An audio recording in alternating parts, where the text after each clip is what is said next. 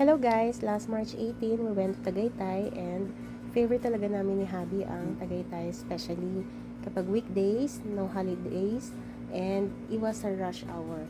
By the way, dito kami nagstay sa Girasol Bed and Breakfast. And first time namin dito. Super nag-enjoy kami. Definitely, babalik kami sa place na to kasi hindi namin talaga ina-expect na ganito ka-okay.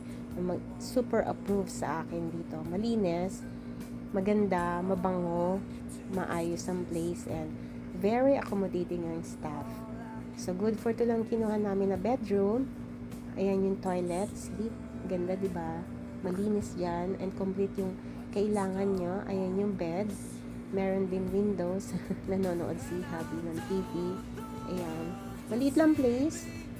Pero okay lang kasi overnight lang naman and dalawa lang naman kami. Siguro, next time, ita-try naman namin yung ibang rooms.